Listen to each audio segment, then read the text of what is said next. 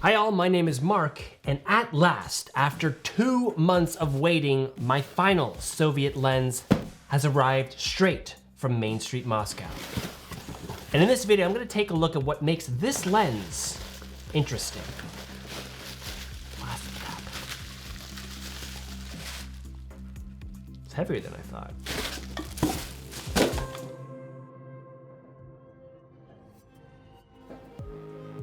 This not-so-little slice is the Soviet Mir 10A 28mm f3.5 wide-angle prime lens produced in the Soviet Union by KMZ.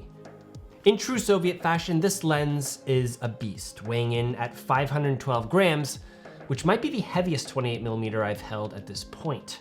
Now, the casting is entirely made out of metal and is definitely contributing to the overall weight of the lens.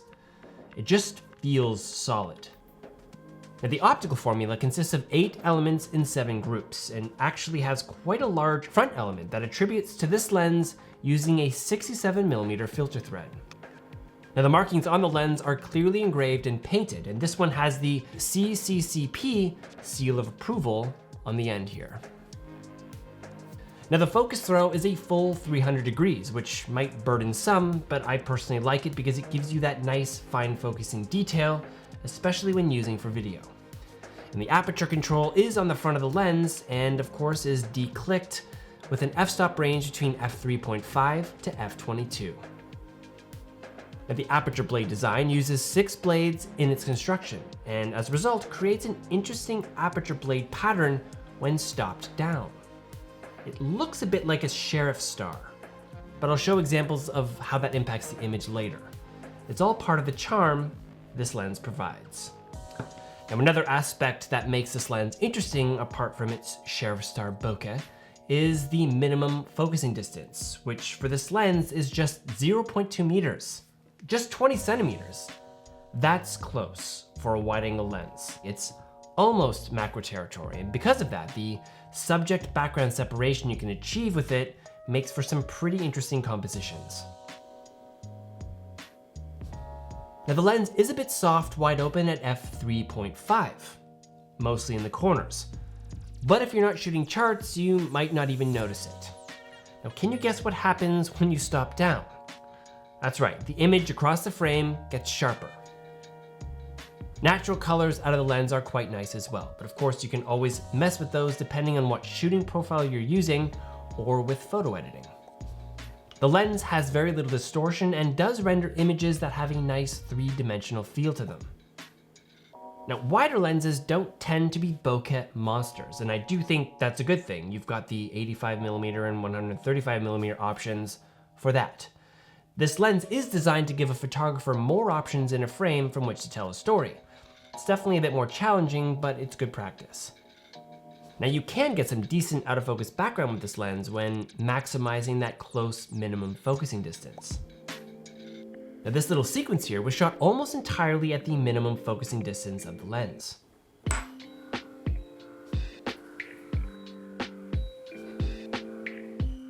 Now, it doesn't really matter if it's an f3.5, you can see here how the image resolves when shooting at close minimum focusing distance, even at f3.5.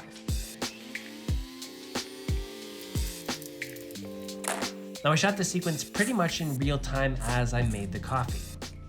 Now, I haven't had a lot of time this week to get out and shoot, and I wanted to quickly see how some run and gun style shooting would look with this lens.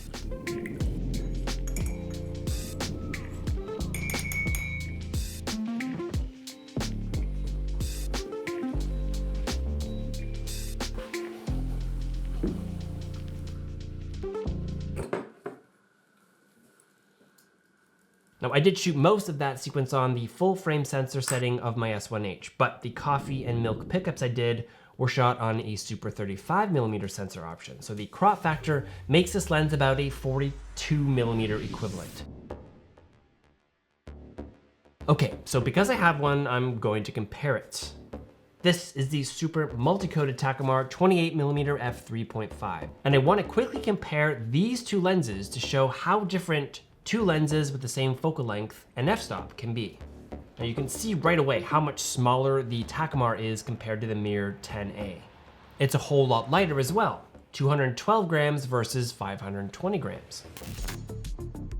Now the Takumar uses 7 elements in 7 group optical design versus the 8 element in 7 group on the Soviet lens. And the front filter on the Takumar is much smaller at 49mm, and the aperture design on the Takumar uses a 5-blade design and has an f-stop scale between f3.5 to f16.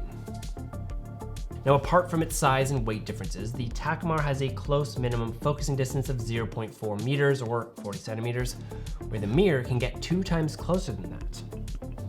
Now let's see how these two lenses perform on some charts. Now wide open, the center sharpness on both lenses is pretty good.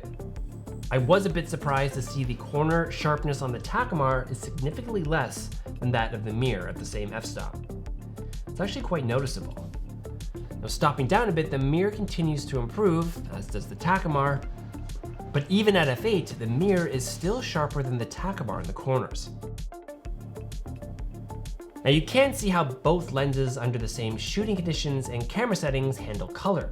The Takumar does have a bit more of a magenta hue to it, and the Mir actually has a cleaner look to it. I could easily match these two lenses in Lightroom, but it's interesting to see how much of a difference the two lenses are in these side-by-side comparisons.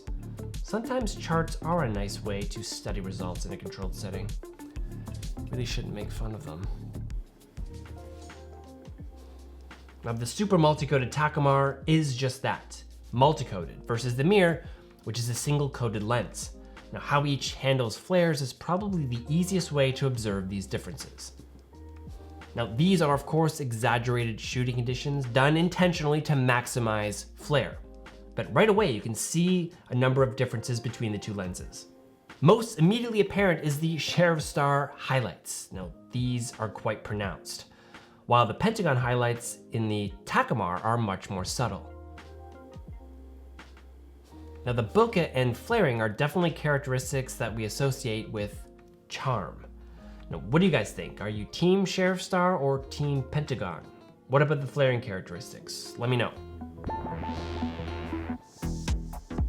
Now, as much as I do love my Takumars, the Soviet 28mm for me is just the more interesting lens. The closer minimum focus distance is just too important for me in terms of versatility. Now, also, this is probably contributing to my bias on this lens. It is the final Soviet lens, along with my Mir 20 and TAKUMAR 135, that are going to be sent off to be rehoused by Iron Glass for video use, which will complete the full set. My Soviet sisters, as well as my Soviet brothers, I guess? Soviet sisters, brothers? Name to be determined. Now, for those of you who are looking at this lens as a dedicated photo shooter, it's an interesting option. It's big, it's heavy, it inspires confidence when shooting with it. That close minimum focusing distance really helps make it stand out from others in that focal range for sure. Now, the problem with this lens is it's getting harder to find, and that is the driving force behind its increasing price point. Now, condition of Soviet lenses tend to vary as well, so there's always that as a risk factor. Now, if you do want something that's optically just about as good, only lighter and cheaper, then take a look at the super multi-coated Takumar 28mm f3.5. It's a Takumar, and those almost always provide outstanding value in all categories, from optics to experience to accessibility. All right, so I'm going to package these lenses up right away and send them to Iron Glass. It's time for their cinematic transformation. Thanks as always for watching, everyone, and we'll see you next time. It's time to lift that iron curtain and explore some other lenses.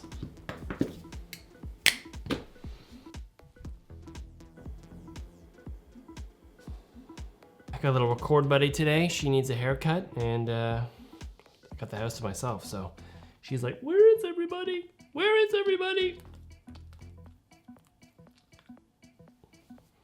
Go to your spot. This is my favorite part. I just love sitting down to do my videos. I just want to be the star.